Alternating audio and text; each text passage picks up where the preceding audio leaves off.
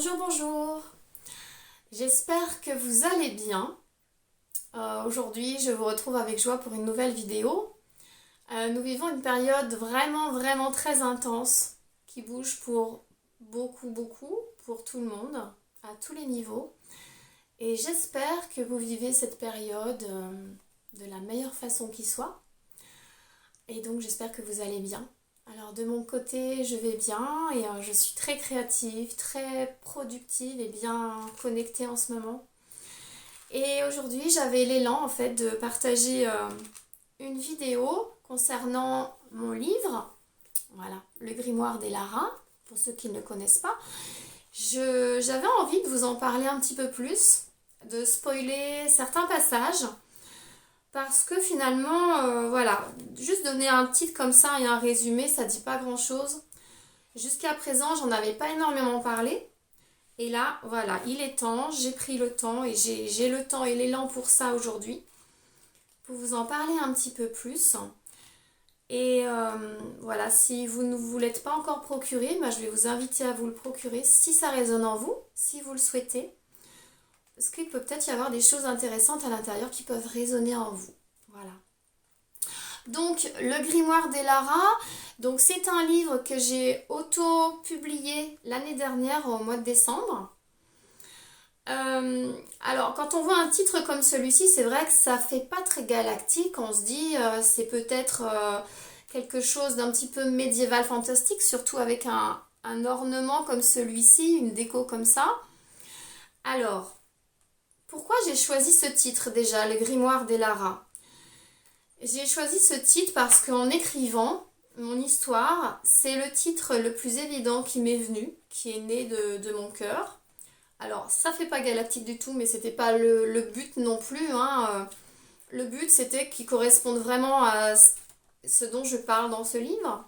Et il se trouve qu'il y a un grimoire un peu particulier dans ce livre qui va être découvert au début de l'histoire par le personnage principal qui est cette jeune femme, qui est une humaine, du moins c'est ce qu'on suppose au début de l'histoire, et qui évolue dans un monde très similaire au nôtre, sur une planète, une terre.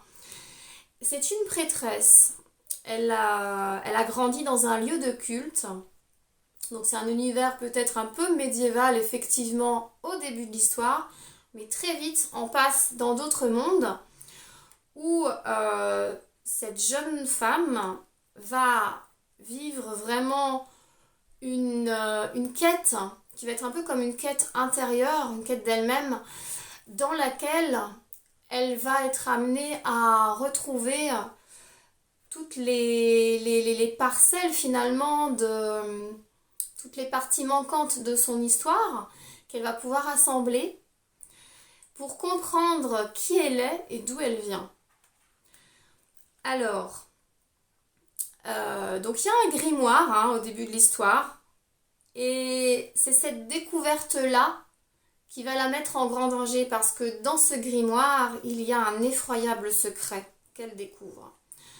Ça va vraiment la mettre en danger. En plus de ça, elle est témoin d'une scène qui va quand même la choquer. Âme sensible, s'abstenir. Voilà. Mais qui va faire démarrer l'histoire.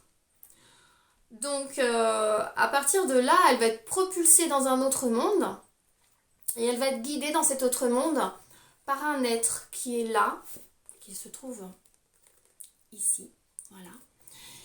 Et qui est là depuis très longtemps, qui veille sur elle depuis très longtemps, et ils vont s'apercevoir qu'ils ont un lien très particulier, très fort, et qu'il a un lien avec, allez je vais le dire, je vais spoiler, voilà, avec sa famille stellaire, parce qu'en fait, moi je propose vraiment ce livre d'une façon très romancée, j'ai écrit vraiment de façon intuitive, comme ça m'est venu, voilà. J'avoue que je ne suis pas romancière, c'est mon tout premier livre, même si j'avais déjà écrit par le passé. J'ai commencé à écrire, j'avais une dizaine d'années. Au départ, j'écrivais des contes et des récits intuitifs, vraiment spontanés, ce qui me venait de mon cœur. Et c'est vrai que dans toutes mes histoires, il y a toujours ce lien avec d'autres mondes. Donc c'est comme si j'étais, voilà, je sens cette connexion depuis toujours et que j'exprime par l'écriture, en plus de la peinture, pour ceux qui me connaissent un petit peu mieux du coup maintenant. En plus de la peinture, voilà, je me redécouvre, je reconnecte et je vis des choses à travers l'écriture intuitive. Donc c'est un processus qui est un petit peu particulier parce que quand j'écris, vraiment,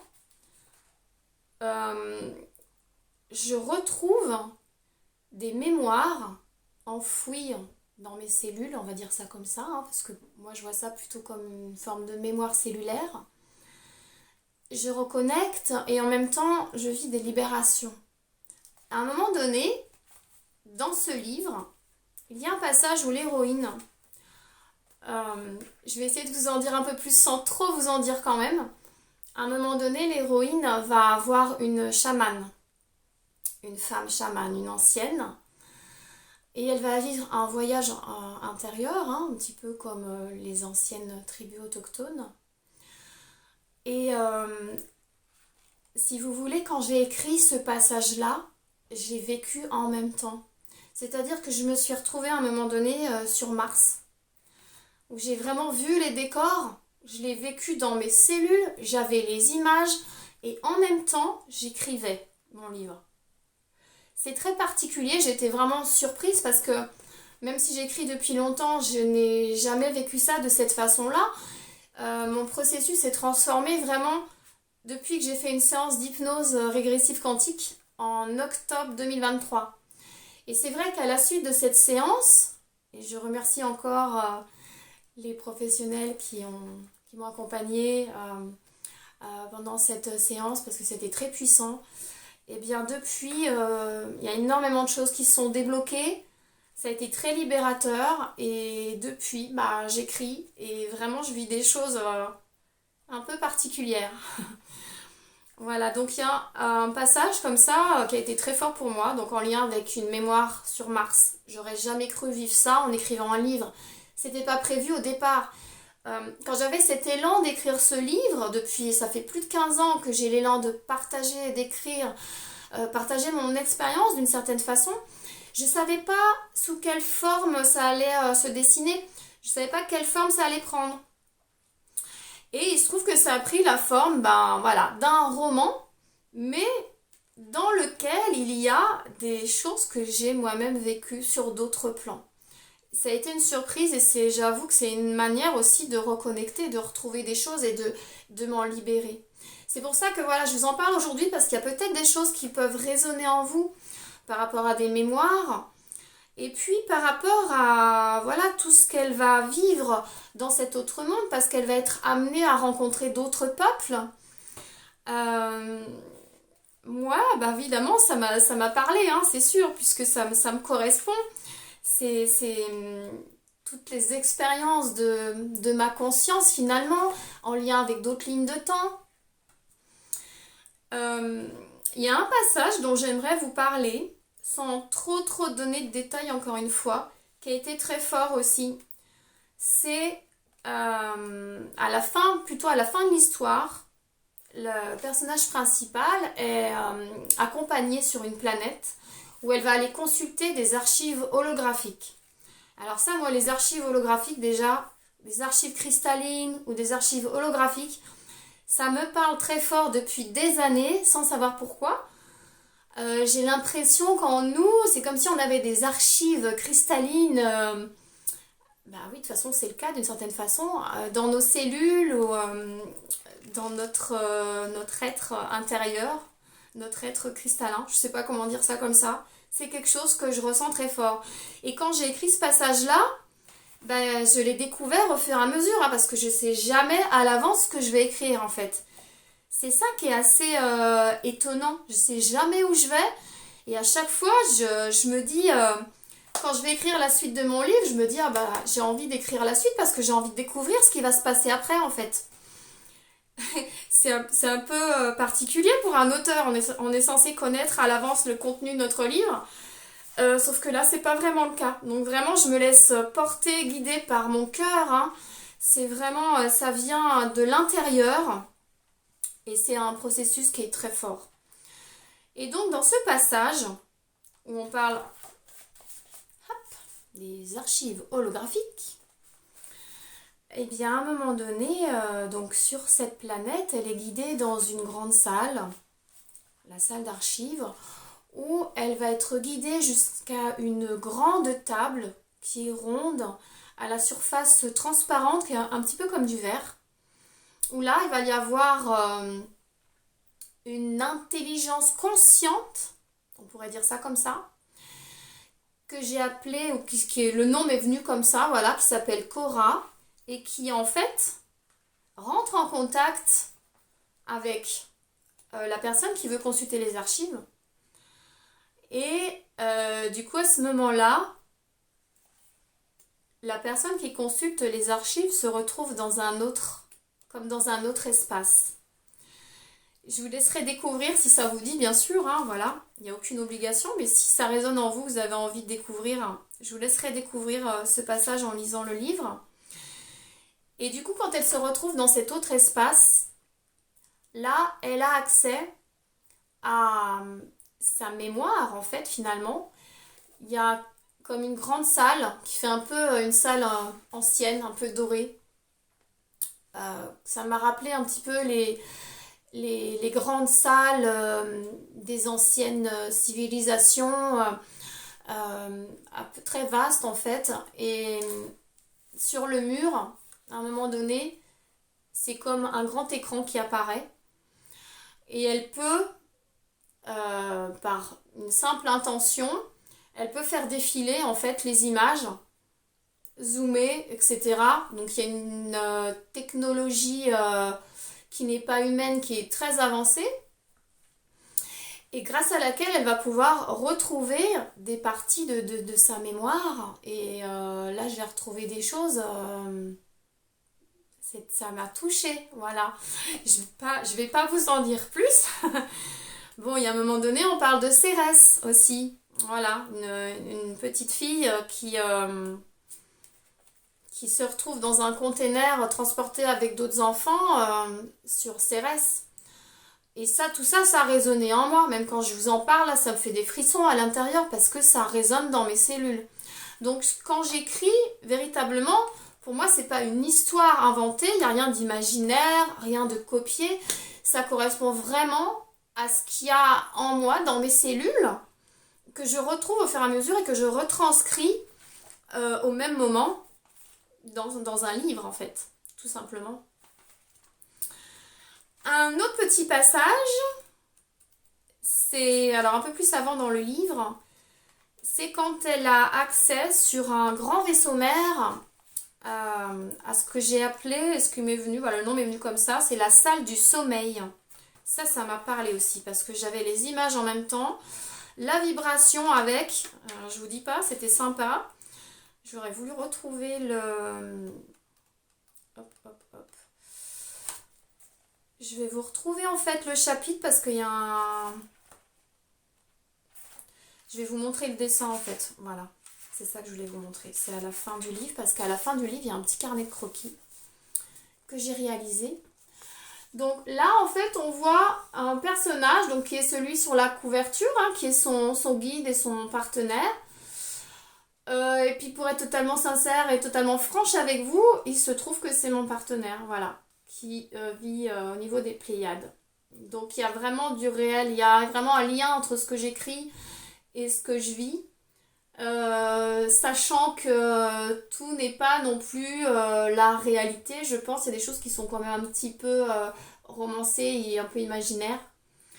Mais voilà, donc là c'est la salle du sommeil dans un vaisseau mère et donc on voit le partenaire de la jeune femme qui regarde sur un écran un peu transparent, un écran holographique. Et devant lui se trouvent des caissons, si vous voyez bien, avec des êtres là, des corps, on va dire d'êtres un peu galactiques, voilà, qu'ils n'ont pas tous des visages comme nous. Et ce sont des êtres qui sont en sommeil et dont la conscience a été projetée sur une autre planète, et notamment sur la même planète que l'héroïne de notre histoire. Voilà. Ça a résonné très fort parce que j'ai vraiment vu ces êtres-là. Je l'ai vécu en même temps. C'est quelque chose dont j'avais pas forcément conscience et ça m'est apparu comme une évidence en fait. Et peut-être que ça va résonner en vous parce que c'est vrai que souvent on entend dire que l'expérience terrestre, donc dans notre vie actuelle, c'est une projection de la conscience. Et là, si vous voulez, quand j'ai écrit mon livre, vraiment dans ce passage-là, pour moi, ça m'a confirmé ça, mais c'était comme un petit peu plus détaillé, c'était un peu plus approfondi. Je ne savais pas vraiment de quelle façon notre conscience était projetée. C'est-à-dire qu'en fait, pendant que notre conscience est projetée dans ce corps-là, qui vit son expérience terrestre, eh bien notre corps d'origine, on va dire, avant de venir nous incarner, sommeille dans un caisson. Alors là, dans l'histoire, il se trouve que c'est dans un vaisseau mère. Je ne sais pas du tout si c'est la réalité. Hein, là, pour ceux qui auront envie de découvrir le livre, ne prenez pas tout au pied de la lettre. Il y a des choses, je pense que c'est tout mélangé. Moi, ça m'est venu vraiment comme ça naturellement. Parce que sur la planète en fait dans laquelle est propulsé le personnage principal, c'est comme si tout était réuni en fait. Il y a un ensemble de mémoires qui, je pense, ne sont pas forcément, comment dire, des peuples qui sont pas forcément sur la même planète. Là, quelque part, j'ai un petit peu tout réuni, mais c'est pas volontaire. Voilà, ça m'est venu comme ça. Donc, ne prenez pas tout au pied de la lettre si vous avez envie de découvrir mon livre. Voilà, faut vraiment lire ça sans le prendre pour une vérité. Voilà. Donc j'avais envie, pour terminer, de vous montrer un croquis, un dessin, donc du personnage que je viens de vous montrer qui était dans la salle du sommeil, qui est donc le partenaire du personnage principal, voilà, de la jeune femme. Donc quand je l'ai dessiné, ce dessin-là, c'était en 2023, donc c'était avant d'écrire le livre. Et donc il a une tenue, un uniforme bleu, et un petit symbole ici. Et ce symbole-là, je l'ai dessiné de façon complètement intuitive. D'accord ? Donc, je ne dis pas que c'est un symbole qui existe forcément, mais ce que j'ai remarqué, j'ai pris conscience de ça tout récemment, je me suis rendu compte que c'est un symbole qui ressemble beaucoup au symbole de l'Ashtar Commande. C'est-à-dire que moi, je voyais une sorte de triangle. Alors, c'était un peu flou le bas. Je voyais vraiment une pointe, hein, puis une espèce de vague. Alors, je pense pas que ça parte du haut, mais vraiment une vague, un peu comme le symbole du Nike. Et une petite étoile là. Alors là, vous le voyez à l'envers, hein, bien sûr, mais c'est dans l'autre sens. Et en fait, ça me confirme ce que je vis intérieurement, parce que moi, j'ai toujours ressenti une connexion avec l'Ashtar Commande, le côté très militaire, très guerrier, parce que ça fait partie de moi. J'ai peut-être pas l'air comme ça, mais j'ai vraiment les deux côtés. J'ai souvent les gens, ils me ressentent comme, oui, avec une énergie très féminine, très maternelle, très douce, mais j'ai quand même un côté qui est très guerrier aussi, et je me sens très proche de cette faction militaire, et voilà, j'ai des choses qui me sont confirmées, justement, en écrivant ce livre, par rapport à des choses que je vis intérieurement, des choses que je pressens. C'est vraiment comme un ensemble. Voilà, donc je vous relis peut-être juste le résumé pour vous remettre dans le contexte, si ça vous dit, ça va être rapide. Donc, Elara est prêtresse à la maison mère. Très tôt, elle développe des capacités extrasensorielles qu'elle ne peut encore expliquer. Mais pour les adeptes, cela est une menace. Alors elle choisit de se taire et d'enquêter sur ce qui se trame dans ce lieu de culte au sein duquel elle ne se sent plus à sa place. Elle découvre alors un effroyable secret qui la met en grand danger. Mais la belle orpheline est protégée par une force mystérieuse. Qui est cette présence qui l'accompagne et lui parle dans son cœur ? Pourquoi la Guilde Noire veut sa mort ? Propulsée dans un autre monde, Elara va découvrir qui veille sur elle depuis toujours et pour quelle raison elle se sent si seule depuis l'enfance. Mais elle a encore beaucoup de questions. Quelle est cette lignée à laquelle elle appartient? Pourquoi son sang est si spécial? Et surtout, comment maîtriser ce feu qui jaillit peu à peu de son être? Donc dans ce livre-là, on retrouve des êtres bienveillants, mais il y a également des êtres, on va dire, involutifs, hein, à travers les mémoires qu'elle retrouve, mais également, et notamment à la fin du livre, du tome 1, puisqu'il s'agit, je ne sais pas si je l'ai dit, je ne me rappelle plus, il s'agit du tome 1. Donc je suis en train d'écrire le tome 2, et dans le tome 2, ben, il va se passer un peu plus de choses. Elle va être amenée à rencontrer justement une faction militaire dans laquelle elle va être entraînée. Elle va vivre un entraînement parce que voilà, elle et tous ses amis qu'elle rencontre au fil de l'histoire sont en danger. Donc il y a toute une histoire. Le premier, c'est plus, voilà, c'est une découverte. Il se passe vraiment quelque chose d'assez particulier quand même au début de l'histoire qui fait démarrer. Il y a une intrigue de fond. Et pendant toute l'histoire, tout le livre, vraiment, ça va être toute sa recherche intérieure, ses questionnements, et en même temps, voilà, elle découvre cet autre monde et rencontre d'autres peuples. Et à la fin de l'histoire, il y a encore plus d'action, et du coup, le deuxième tome va être beaucoup plus musclé. Et on va passer aux choses un peu plus sérieuses, d'une certaine façon. Et dans le tome 3, il y aura donc la suite de l'histoire qui va résoudre quelque part l'intrigue de départ, en fait, ce qu'elle a découvert au début du livre et qui la met en grand danger. Voilà. Je pense que j'ai fait le tour. C'est un livre qui fait 240 pages, hein. Voilà, alors il n'est pas très très très épais, mais voilà, c'est quand même 240 pages. À la fin, donc, vous avez un carnet de croquis que j'ai réalisé. C'est un livre que je propose à 18 €, voilà, sur la plateforme d'auto-édition que vous pouvez retrouver en fait via mon site internet Vivant et Souverain. Je vous mettrai le lien dans la vidéo, même si vous avez le lien normalement dans ma présentation, je mettrai le lien dans la description. N'hésitez pas, alors si certains ou certaines d'entre vous ont déjà lu le livre, n'hésitez pas à me faire vos retours, à me partager vos impressions, parce que c'est quelque chose d'important quand même en tant qu'auteur, entre guillemets, hein. Je fais pas ça voilà, en tant qu'auteur professionnel, c'est pas vraiment mon cas. Je fais ça vraiment pour répondre à un élan de mon cœur, tout simplement. C'est vraiment un partage, hein, pour moi. Donc n'hésitez pas à me partager vos retours. Comme ça me permet un petit peu de me rendre compte si ça résonne en vous ou pas, et puis d'échanger par la suite s'il y a des choses que vous aussi vous avez retrouvées ou concernant des mémoires ou autres, voilà, des choses qui vous parlent dans ce que je décris dans le livre. Voilà, alors je pense que j'ai fait le tour sans trop spoiler. Donc oui, le grimoire d'Elara, eh bien, c'est un livre quand même où on nous emmène dans les étoiles. Ça n'a pas l'air comme ça, c'est vrai que bon, voilà. Pour moi, c'était une évidence de le proposer comme ça.